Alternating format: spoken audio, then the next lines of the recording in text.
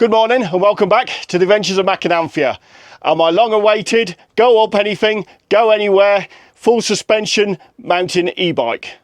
So full apologies to you guys out there who subscribed to the channel probably a little over 3 months ago after seeing my sort of review on this mountain bike here. Waiting basically for me to get time to do the e-bike conversion. Been busy times, I've got a lot of work down the farm and I just hadn't had time to do it, but we've now got to the stage where I really need to get it done, iron all the bugs out of it, you know, ready for our Northern Spain adventures. So I've only really got another month to sort this out, along with a load of other things before we sort of leave the southern Spain and the Andalusian heat, which reaches sort of 46 degrees, 47 degrees, you know, so it's way too hot for doing anything like mountain biking and that. And we clear off up to Northern Spain to do our activities up there. Okay, so I'm going to warn you guys out there from the onset that this is going to be a pretty talky video.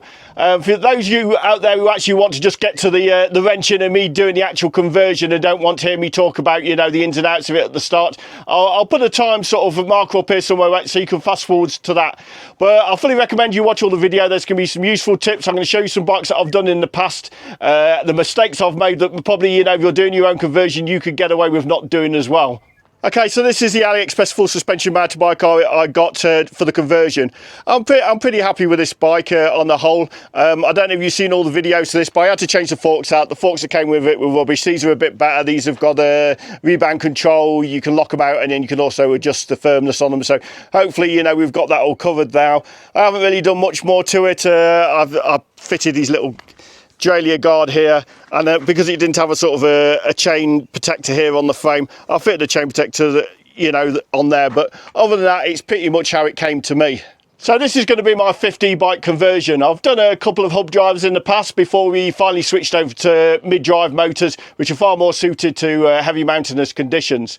So I think in a minute I'll turn you around and I'll show you the previous bikes I've done, tell you what I've learned, the mistakes I've made, etc. Okay, so this is the first bike I did. This was a bike that I had and I actually loved, an organic bike, not motorised or anything at all, really quite old. It's a good bike now, it works really well, does what I've designed it to do, which was actually bike packing. I haven't actually done any bike packing on it, but it is great for day touring and getting plenty of luggage on. And the main thing about this is you've got plenty of room here if you want to add an additional battery. We're currently running the Hey Long, I think it is, 13 amp hour batteries, and they're pretty good on the whole. They'll return you in heavy maintenance conditions, ups and downs, around 35 kilometers, you know, and if you're going up constant slopes, steep inclines in there, they'll only return you about probably 20. So yeah, worth bearing in mind. So if you want to expand this up to 25 amp, you've got plenty of room. Now under normal conditions, you're getting up into the sort of the 300 kilometers range. Major mistake I made really is I had a bike that I liked and I decided to convert it, and the only thing that is now original on this bicycle is the frame. So my first point is it's fair, it's a lot better and a lot more economical to buy your bike that you're planning to convert brand new, with as much on it as possible as what you want in your final spec, and convert that. That brings me on to my next bike. This is one that I built for my girlfriend Anthea, and this bike is actually from Decathlon. Brilliant bike, I fully recommend it. They guarantee the frame, they guarantee the seat stem, the fork stem and the actual handlebars, I think also in that, and they've got a lifetime guarantee. Now obviously that goes completely out the window once you convert it to an e-bike, but what it does demonstrate to me is they have confidence in their products. It's a good product, and I think these are a really good basis for a mountain bike. Now I picked this one because it's got hydraulic brakes, it had all the gears, they're not on the front, they're all on the rear cassette, so that you don't lose any gears when you actually put the motor through the front there. And this again is on a 13 amp hour battery, and obviously this is only really designed for day touring, which is all we really do, because obviously there's no room to get a bigger battery in here. This by far has worked out a cheaper bike. This came in probably a little over €1,000. That's with the standard bike, all the motor, the battery. We changed the handlebars here to get them a bit higher, added this part here. We've added the handlebar ends, which I know are they're the wrong way round, but that's how my girlfriend prefers them. They're more comfortable like that, so that's how they are. We also added the suspension seat stem here and the rear rack. And I think also we've got this here as well, this guard.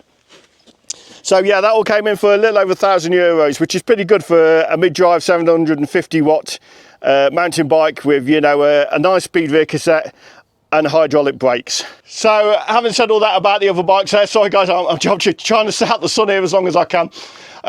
Having said all that, that's the reason why I've bought this bike with as much of the components on that I want for my eventual finished product. I've looked into buying all the parts separate, the frame, the forks, and all the individual bits and pieces, and building it all up from scratch. It works out bloody expensive, and I've already, like I said, learnt that from my first bike, which you know, the first bike I showed you there, which was actually was far more expensive than the second bike I built. So that's why we're onto this. We've got the full suspension, we've got the hydraulic brakes, we've got 11-speaker cassette, and of course it's quite a low ratio cassette with a large cog on the back, which you really do need to get up those mountains. Okay, so let's move along to the extra components that have been purchased for this build. Okay, so here we've got is more or less your standard Bafang motor now. They really are quite comprehensive, these kits now. If you look here, you've got your 750 watt motor, you've got a bell here, you know, handy when the eye can walk out in front of you. Little light, which you probably won't use because we only really go in the daylight. Manual, all your speed sensor, your nuts and bolts for it, your pedal shafts, all your wiring you needed. A difference this time around, quite a comprehensive toolkit, I thought, quite good, you know. Bit to remove your pedal shaft, bit to remove your centre hub, and another tool, again, a modified tool to actually tighten up the motor nuts as well. That's been included in this one. And then what we've got is we've got the 800S display in this. There's a huge variety of displays you can get with this kit. I picked this one. We'll talk about that a bit more later. Now, I would normally buy this kit with the battery, but obviously, as you saw on the other bikes, that battery is just not going to fit in here. So what I've had to do is I go for a snub nose shark battery, a 10 amp hour battery, which I expect in heavy mountains conditions is probably going to give us about 25 to 30 kilometres. More than enough, you know, for a little day trek. And I bought this shark battery here separate. Really good company. I don't know how good the battery is. We won't know until we try it. But as for up to now, the company is really good. Contacted me, asked me what ends I wanted on the end of the mount and everything. Really good customer service. So hopefully that's going to turn out okay. And that fits in there quite nicely. Okay, so I think that's enough chit-chat about all that. I think what we're going to do is we're going to get onto the actual conversion now. I'm going to apologise in advance because I'm going to make this video step by step for complete novices. I place the skill level at doing this job at a medium skill level. You know, if you've got a good knowledge, a fairly decent knowledge of tools, you do our jobs and that sort of thing, this should be well within your capabilities to do. I personally think the hardest part of this is actually just getting the actual main shaft, the pedal shaft out at the bottom there, and that's the job we're going to tackle first. So I'm going to clear the workbench, we're going to move the bike over onto the workbench, I'll show you the reason for that in a minute, and we'll get on with that. Okay, so we've transferred the bicycle over onto the workbench. You've probably heard me harp on many occasions in the past how much I love the new bike stand and how much easier it is to do all the tasks on the bicycle. Well, this task isn't one of them. This is better done, in my opinion, on the workbench, and I shall now demonstrate why. Okay, so we're all set up ready to get this pedal shaft off. Now, as you can see here, this is the reason I like it to be on the workbench. I'll put a couple of blocks of wood here, and then the actual pedal can actually jam against them, so that when we turn this nut, we haven't just got the shaft turning round and round. Obviously, if it was on the bicycle stand behind me, then that would just keep spinning and spinning. We'd never be able to do it. It'd have to jam off the pedal somehow. This is by far easier. Okay, so that's just a Allen key nut out. So I'm going to use this new tool that they're provided in here, and what happens is this goes in and extracts the pedal shaft off. Now, important to pull this as far out, you see I'm spinning that here, sort of far out as you can, so you get the maximum amount of threads actually inside the pedal shaft. Otherwise you run the risk of actually pulling it out and threading the shaft. So yeah, so we pulled this right back into here. We're going to insert this as far as we can into the pedal shaft, and then we'll tighten this up to pull it out. Okay, so let's get some spanners and tighten that in. Okay, so we find a spanner for that. Peculiar bicycle size, 16mm, nothing you'd ever use really for mechanics on anything other than probably the Land Rover or something weird like that. Anyway, yeah, let's get that tightened in. Okay, I've just spun you around because I'm really having to get some leverage on this. These really can be quite tight sometimes, and it's one of the advantages normally of having a brand new bike. They've recently been assembled, whereas if you're doing this to a 20-year-old bike, you can imagine it can get quite hard and quite difficult. So, a bit more pressure. Hope we're not going to break this flimsy tool. It feels like it's moving. And there we go, it's off. It's out loose. Gonna do the same on the other side, won't film it. I'll probably tap this pedal on a little bit just to get that other nut off the other side and get the other side off. Like I say, I won't film it because it's more or less a repeat of this. Okay, so that's all off. That's what that should look like. This actual pedal shaft is attached actually to the front sprocket here. I'm hoping I'm going to be able to separate those two if possible, because this is the one that comes with the kit. And I quite like the original ones that come with it, but it depends. If it's a lot of hassle, I won't bother. I'll manage with these, but if I can, I shall do that and retain these actual shafts. I've also spotted along here, see if I can find it now. Yep. I'm going to take the chain off. There's the, I think it's a split link there. I'm going to get the actual chain off out of the way, because chances are this won't be long enough when I put the front cog on. We'll come to that in a bit, because it's quite complex sorting out the cogs and what cog you're going to put on the front there. And chances are I'm going to get a better, heavier duty chain anyway, more suited to e-biking. Okay, so now we're on to the next process, where we're going to sort of remove this part here. And for that you need this special tool here. Okay, these come, sometimes they work well, sometimes they don't, sometimes they fit well, sometimes they don't. I have in the past had to sort of push this in, tap it in with a hammer and sort of butcher this a bit in the past. Now I will say this straight away, that looks like that fits, and this looks like it's actually metal. On the Decathlon bike, which to be fair I really rate, this is one of the bits I didn't like. It was plastic. Don't like plastic bits on working, you know, on working components like here. So what we're going to do is we're going to see how well that works. We'll go ahead, so in a different ratchet size, go ahead, loosen that off and see if we can get the centre shaft out. Okay, we're going to go ahead and loosen this. I've just had a quick go with the extension bar. It really was quite tight. And this is clockwise, so sort of right-handed thread, reverse to what you'd normally expect it to be if you were loosening. Okay, that's loose. Switch over to the ratchet. Oh, no, I've just tightened it up again. Just got to show too used to doing these things this way. Not a particularly snug fit that, but it's doing the job.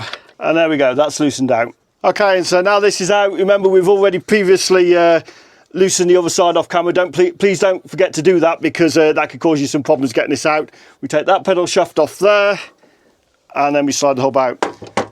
Now, that seems to be quite good quality to say it's meant to be cheap Chinese or people not Chinese stuff. That is better quality than what actually came off the Decathlon bike. Anyway, we don't need that, so we'll put that to one side, maybe use another bike at another time. Okay, so what I'm going to do now is I'm going to change things around again. I'm going to try and get this tripod in the shade a bit, more or less along the side of this bench, get the bike back on the stand, and then we'll move on to the next part of this, the sort of the arse twitching moment of actually whether the motor is going to fit in the frame.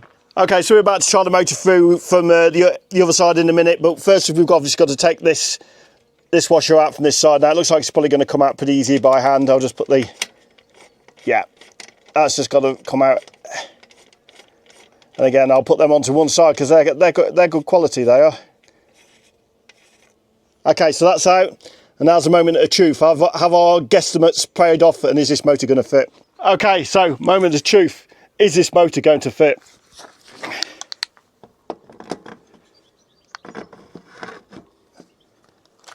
And there we go, that fits nicely. Okay, so there's quite a lot to talk about at this stage. It's a stage that in the past I've overly simplified and paid the price for it later. There's all sorts of things to consider here. There's spacers that are available to actually space the motor in and out from here. They go between here or on the other side as well. There's also a spacer you can purchase that sort of goes on here between this and the front sprocket to sort of space the sprocket out. Now obviously, yes, you want clearance from this, but there's other things to consider, because what you want is you must have this cog here sort of in line, so when the chain's on the actual front sprocket, it hits the centre of the cassette down here. You don't want it so that it's so far out that it's further down this line, or so far in that it's further up here. It needs to fit the centre so you've got full use of the gears and you ain't got that annoying clacking you get, you know, when you're in the highest gear or the lowest gear. So we're aiming to get the sprocket on here, try and work out the size that's going to go on that. And then when it's in line with the chain on, we're aiming to get it hitting the centre of the cassette here. But of course, more importantly, we've got to consider the law. So before we do any of that, I'm going to slide that motor out and I'm going to show you how to convert this 750 watt motor into a legal 250 watt motor. Okay, so what I've done, given this a quick clean to make sure any grease or anything's off this section here with some surgical spits. And what I'm going to do is I'm going to take this 250 watt BBS 01B sticker and stick it on here to show people what the true wattage is of this motor. And there we go, one Bafang 250 watt motor. Okay, so motor converted, motor back in. I've got quite a lot of play here to move it exactly where I want it. At this stage in the game, because we want to try and get the wires all up and inside the frame and everything, if that's possible, I'm just going to leave everything loosely put together, and then we could tweak things up and readjust it as and when we need to. And we should also look into, you know, adjusting these washers behind, what sprocket's going to fit, etc. Okay, but one thing I am going to mention at this stage here, okay, you'll see the gears here that go to the rear derailleur actually come above here and down here. And it isn't going to be an issue, but many bicycles, they actually come down the frame here and underneath here, so you are going to have to leave clearance for your cables there. And it's important when you've got your motor into position to put yourself in the highest gear and your lowest gear, so these cables are fully tensioned and fully slackened, to make sure that the motor isn't interfering with the cables at all. Only thing you've really got to consider in that respect.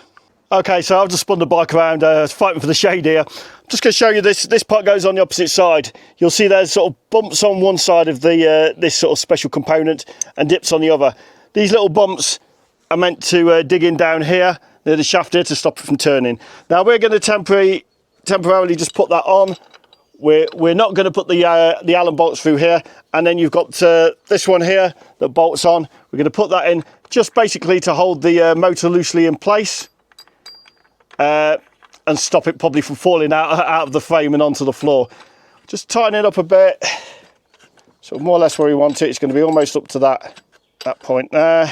It's hand tight, and that's holding that in position near enough.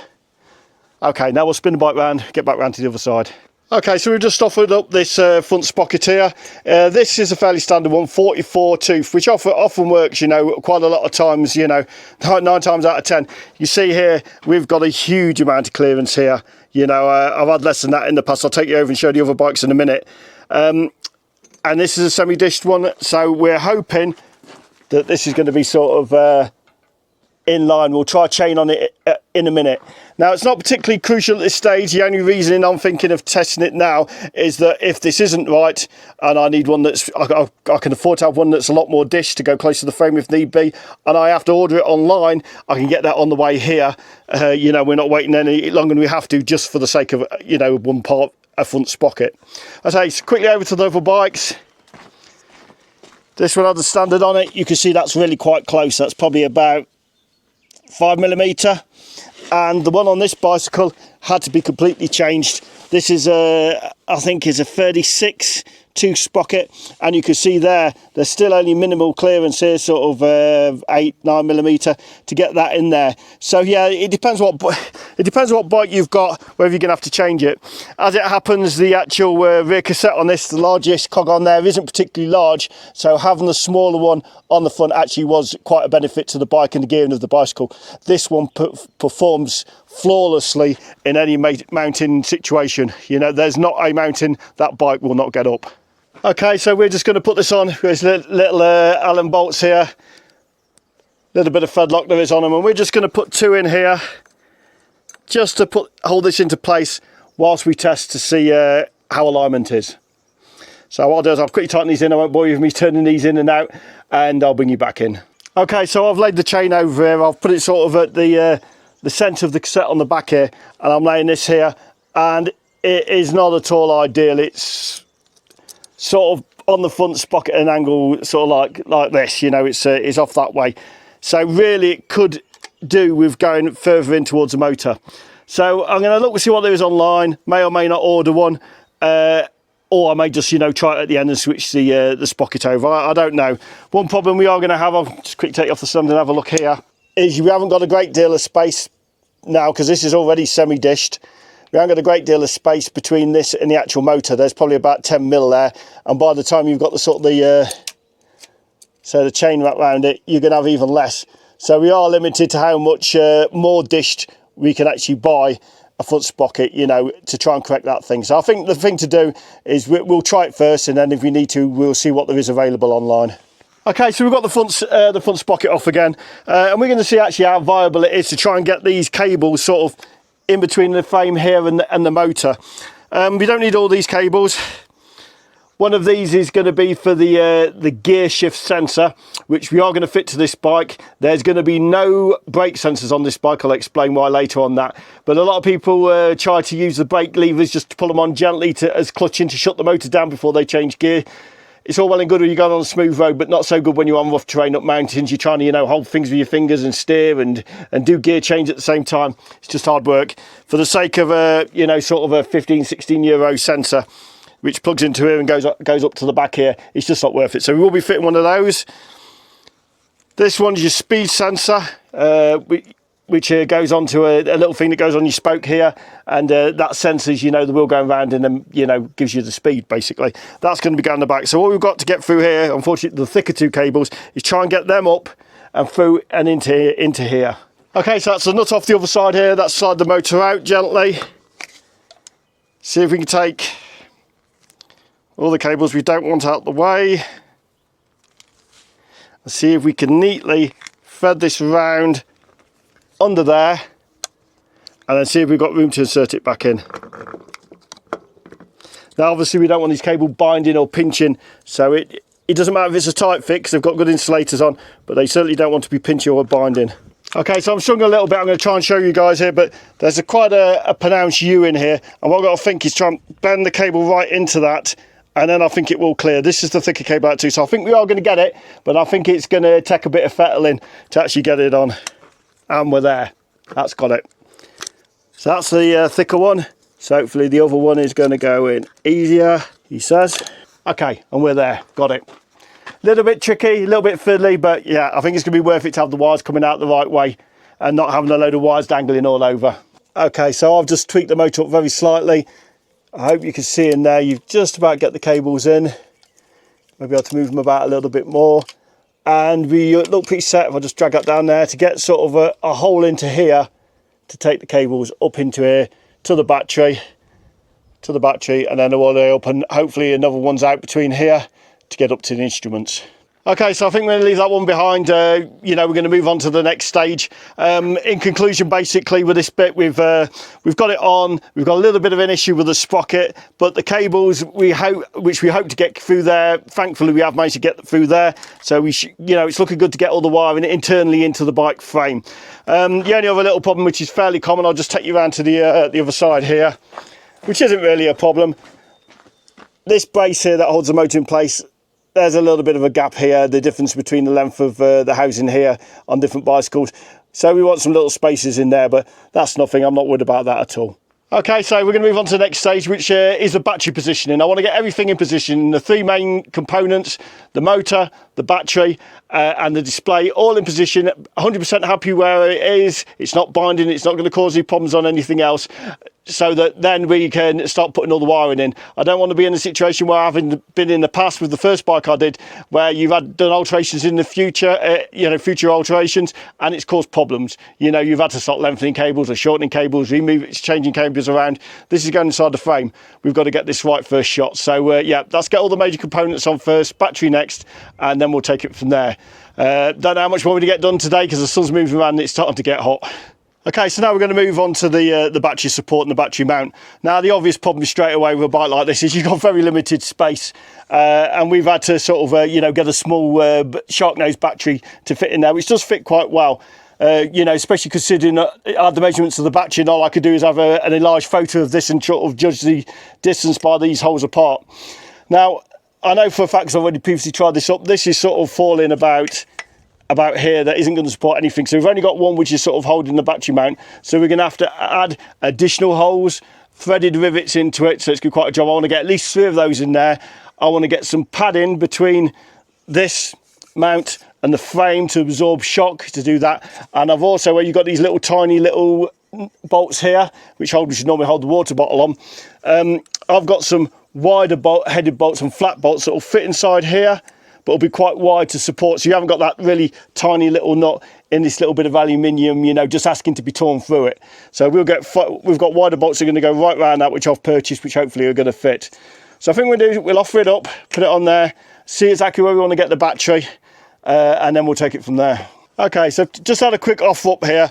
Obviously we've got the cables, if you can see here, coming out the bottom. Well, we don't want them showing there and going into a hole next to this. So we'll probably have to take these out of this hole here. Now it just so happens that this hole here sort of lines up with this bottom threaded mount here. So I'm thinking if we drill this out completely and put our grommet into that hole there, take the wire straight out of there, straight into the grommet, that should do it. So I think what I'm going to do is I'm going to wedge that sort of in that hole. That's what it is now. Put this nut in here and then see how the battery looks. Okay, so I've just adjusted the clamp here and slid it down a bit to see if we can get some room for the battery. Let's try that in. Okay, and that goes in nicely. Just take you around here. As you can see, we've got pretty good clearance there. I'm going to say 25, maybe 30 millimeters here. So we've got good clearance no matter what the shock absorber does. You know, it's going to clear the battery. Just about enough room at the top in there to sort of slide it in, down and out. So I'm pretty happy with that at that position.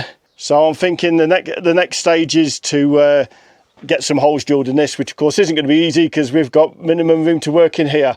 But I bought a special tool for that. Hopefully that'll work. So in preparation of drilling these holes, I've completely covered this whole bar here with masking tape. Firstly, so it's easy to, you know, see the marks on it, but also lend it a little bit of protection. You know, we're dealing with spanners and sharp objects around it. Hopefully it'll shield the paintwork a little bit if we slip or anything. And what I've done is I've run a straight edge between these, across these centres of these two water bottle bolts, and then penned in a felt line up there in a straight line. So I'll remount this on, see where we want our bolts actually to mount through the actual battery support bracket, mark across, and then that's where we want to drill. And there we go, there's our base back in. And I think all I'm going to do is, to give us a little bit of wiggle room, is I'm going to mark at the top there, little way in from the top on that one, and sort of centre on that one. And that should be more than enough. Okay, so we're going to get on to drilling those holes in a minute, but I'm going to get these other e-bikes out of the sun now. It's really getting quite hot, but I just want to show you a couple of things before I do, and then we're done with them. If you don't want to put the cables in, and let's face it, you know, internally in the frame, let's face it, it's a hell of a lot easier if you don't. There is some ways you can make them look really tidy. It's inevitable that you're going to have a look at the handlebars anyway, no matter what you do. But on this one, even there, I've managed to tuck it underneath the battery here. And if you're careful, you can sort of bring them up through the centre of here and mount them in one of these boxes. Now these boxes are cheap as chips. They're off AliExpress.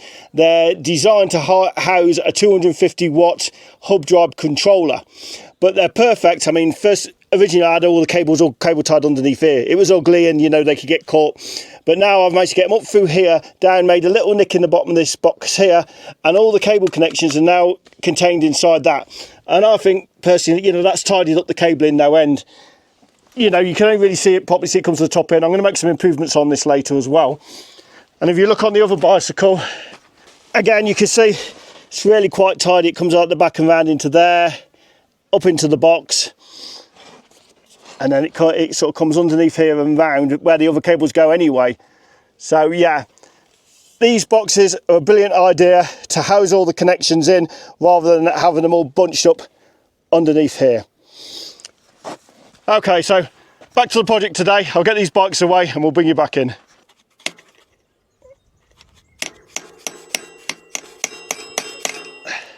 Okay, so this is what I've got to try and get around the limited room. Normal battery drill, and this attachment again from AliExpress, and what it does is it sort of turns around as you put the drill. It turns this point here. Now I thought it came with an actual chuck, a little chuck on the end here, but unfortunately it only comes, you slot in screwdriver bits, so not much help for us for drilling holes. But what I have bought afterwards is this little tiny chuck which slots into there, hopefully. There we go, and hopefully that's still going to give us enough room with the drill bit to get in there and drill those holes. Okay, so glasses on so I can see what I'm doing. 1.5mm drill bit. Let's see if we can give it a go and get it in there.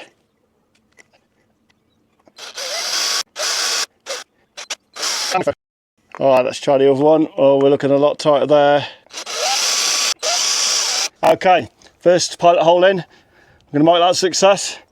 This drill bit's still in one piece. What happens is that gets snapped off in the hole. But no, okay this time. Okay, so we're going to move up and try and do a bigger drill bit in a minute, but this is what we're trying to get in. These are, well, threaded rivets, no doubt they go by several other names, but they really are quite wide, and that's the threaded size for actually the water bottle bolt, so we've got no choice, that's really what's got to go in really. And the measuring on that, we've got 6.73, so we really want a 7mm hole, so we're going to be going quite big on this, but let's see what we can get on with, see what we'll drill through and see how we get on. We may have to revise that and put a smaller one of these in and maybe some smaller bolts, but I'm hoping not to. Okay, so that's up to 7mm in those holes. Might have to neatly file them out just a little bit just to get the actual threaded rivet in it. But I've gone at 1mm at a time, carefully as I possibly can.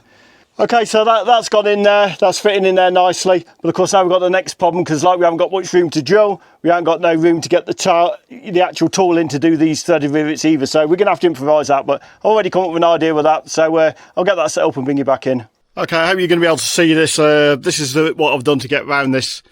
I've got our threaded rivet, put a washer, bolt right down to the bottom of the threads. Hang on, there you go. And then a nut. The idea is you put it in the hole, you tighten the nut down, but hold the top to stop the bolt from spinning, and that should then compress this up and you know, act more or less the same as the tool does. I've done it many times before and it works well this way, but never on this smaller scale. It's normally with bigger inserts, so we'll just have to see how it goes. Okay, so that's one done there. Quite difficult. I had to go inside and start it off in the vise a bit just to get the inner side of it to expand a bit first, so that it was tight in the hole and, you know, the whole thing wasn't just spinning inside the hole. But that's got it there. I'm happy with that. It's not coming out. So we'll do the last one. And I'm thinking about calling it a day, because it's getting late, I'm getting tired, and we've got some other holes to drill now. And it's only going to be one shot, you know, to get it right. You don't get it right first time, then you're stuffed. Okay, and I think that's us done for today. It's getting late, it's getting warm, I'm getting tired, and these are fiddly jobs which you can't afford to get wrong, so we're going to call it for today. I use these bolts in here. I hope you can pick them up on there. They're really wide, flat-headed head on them, very thin as you can see, and if you look at the mount, they fit in there lovely, they do, well below, so they're not going to interfere with the battery sliding on. And I plan to get some single-sided foam tape between here just to cushion that a bit as well, and absorb some of the shock. So I'm happy with that. I'm relatively happy with the motor. There's some bits and pieces I'm going to mess about with that on, and obviously the sprocket is up in the air. We don't know how that well that's going to work, but other than that, it's been a pretty productive day. So that's it for today. I'll bring you back in the morning.